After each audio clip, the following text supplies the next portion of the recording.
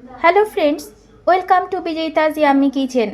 আজ আমরা দেখতে চলেছি বাড়িতে আমরা কি করে তৈরি করতে পারি চিকেন মালাই কাবাব।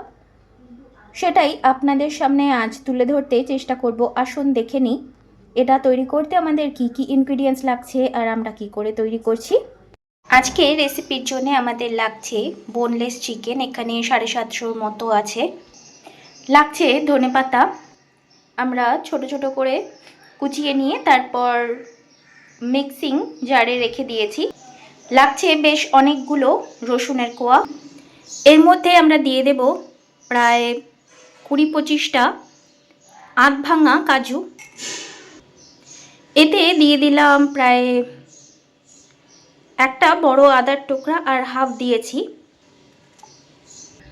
এখানে 8-10টার কাঁচা লঙ্কা আছে, এটা দিয়ে দেব। পেস্ট বানিয়ে নিয়েছি। নিয়ে নিলাম টক দই,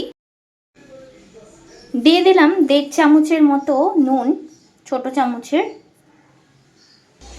দিয়ে দেব গোলমরিচের গুঁড়ো,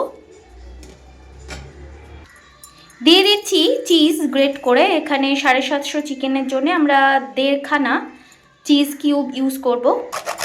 দিয়ে দিচ্ছি জায়ফল গ্রেট করে, দিয়ে দিলাম জায়ফল। এবার দিয়ে দেব ফ্রেশ ক্রিম, বেশ অনেকটা পরিমাণে।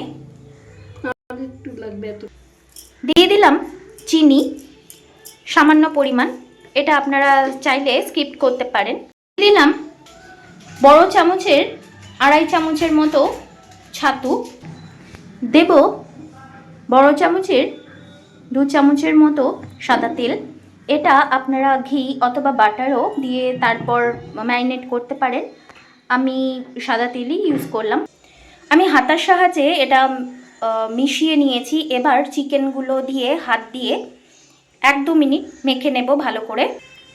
খুব ভালো করে হাতের সাহায্যে এটা মেখে নেবেন, চটকে চটকে, যেন ভালো করে চিকেনের ভেতর পর্যন্ত মশলাটা চলে যায়। ম্যারিনেট করা হয়ে গেছে, আমি সেই জন্য ফ্রিজে রেখে দিলাম। 4-5 ঘন্টা পরে চিকেনটা ফ্রিজ থেকে বের করব, তারপর কি করি সেটাই দেখাবো।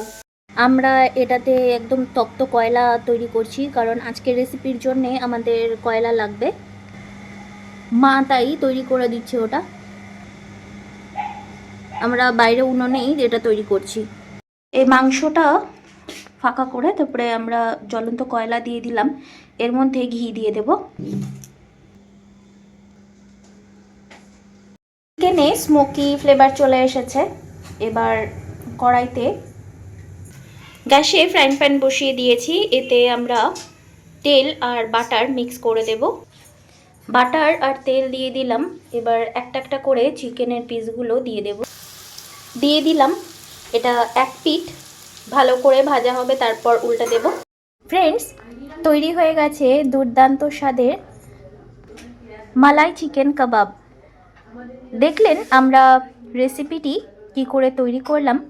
যদি রেসিপিটি আপনাদের ভালো লেগে থাকে তাহলে নিজেও বাড়িতে ট্রাই করুন, নিজেও খান, সবাইকে খাওয়ান, আর কমেন্টসে আমাকে জানান আপনাদের কেমন লেগেছে। যদি ভালো লেগে থাকে তাহলে প্লিজ লাইক, কমেন্ট, শেয়ার আর সাবস্ক্রাইব করতে ভুলবেন না। পাশে থাকা বেল আইকনটিকে প্রেস করে দেবেন, যাতে নতুন কোনো ভিডিও এলে নোটিফিকেশন আগেই আপনারা পেতে পারেন। আজকের মতো এতটুকুই, দেখা হবে এই চ্যানেলে অন্য কোনো রেসিপি নিয়ে। আজকের মতো টাটা।